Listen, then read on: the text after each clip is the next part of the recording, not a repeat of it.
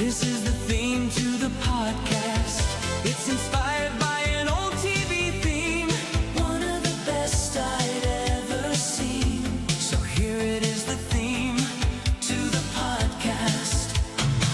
What does Chris think? About podcasts.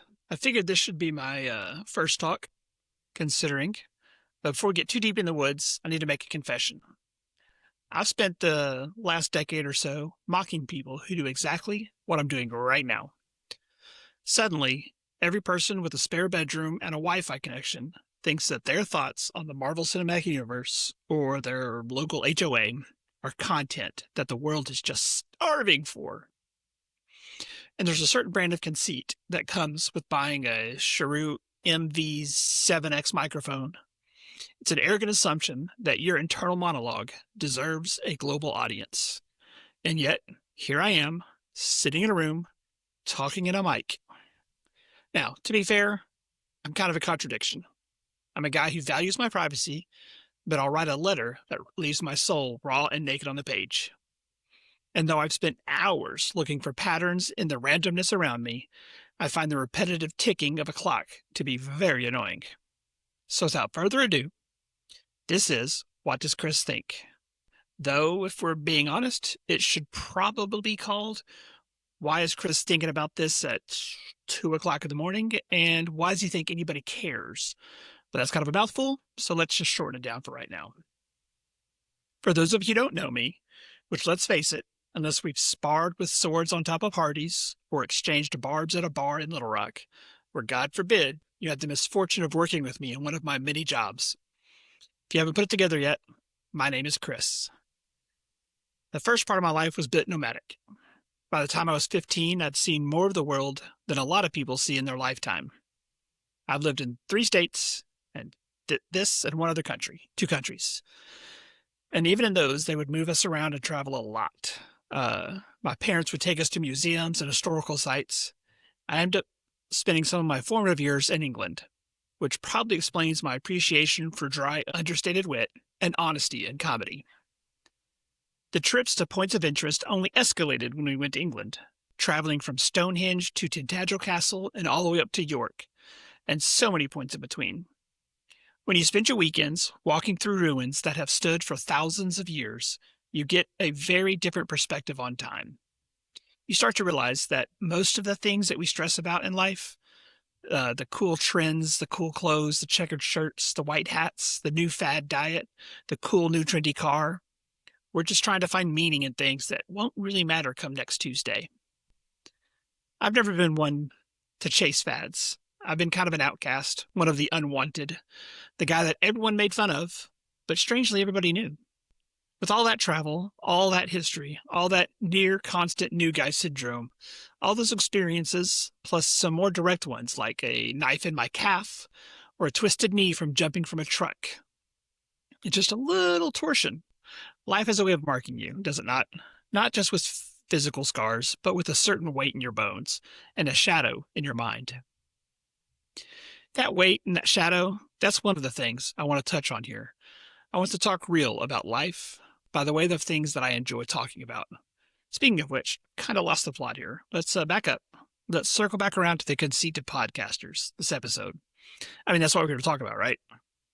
There's a specific brand of modern ego that lives in this podcast bro ecosystem. It's that shallow certainty I can't stand. You hear them all the time with those loud voices and zero lived experiences giving alpha advice, explaining the grind, and with all those buzzwords and therapy script language. It's like someone took a LinkedIn post and gave it a pulse. It seems all fake and rehearsed. There's one thing I've learned through my life. It's that truth is the most important thing.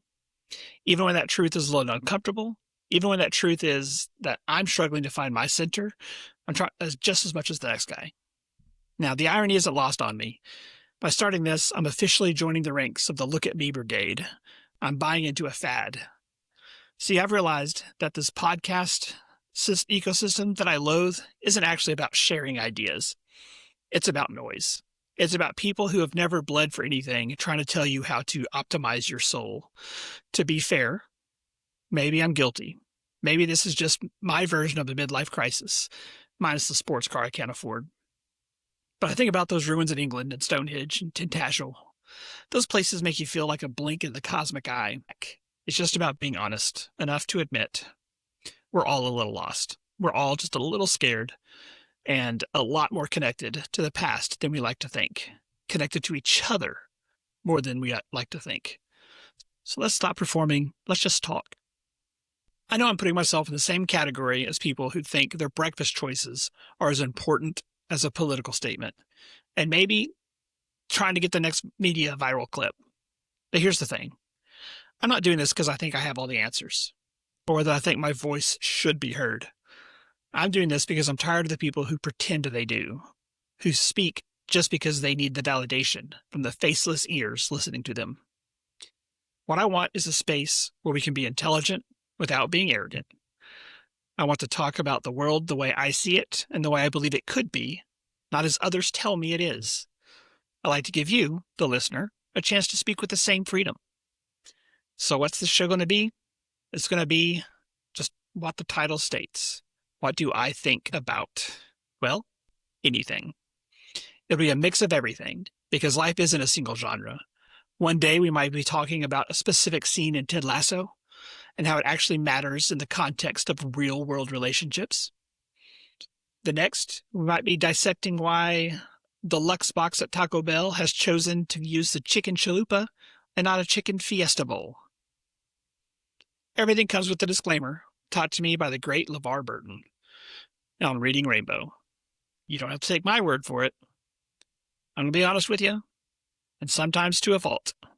I don't do empty positivity. It's if something sucks, we're going to talk about why it sucks. If it doesn't, I'll tell you why it works. Not just that it's great. I want to try to explain the mechanics of the soul and the system. And I promise you this.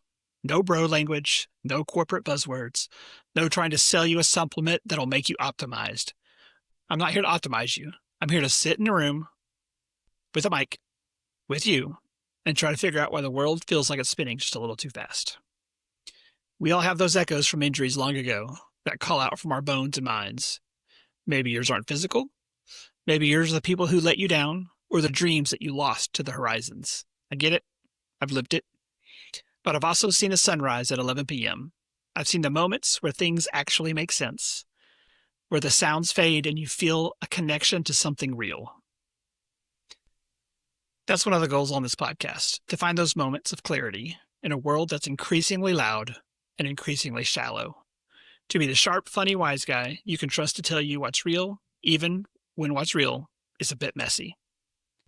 The other thing, as I said, is to foster a place where we can discuss all the quips, quotes, and senseless ramblings that we come across, be it a TV show, a favorite novel, or an overheard conversation at a restaurant. If you've made it this far, I truly expect nothing in return. I'm putting this out there because it's been bouncing around in my head for a few years, and this is the place it's going to land. So if you're looking for a host who's going to tell you everything is perfect and you just need to manifest your destiny, you're in the wrong place. But if you want to hear from someone who's going to speak his mind, who's been knocked down a few times but keeps moving forward, maybe with a stiff knee and a bit of a dark sense of humor, then stick around for now. Thanks for listening. I'm Chris, and this is what I thought.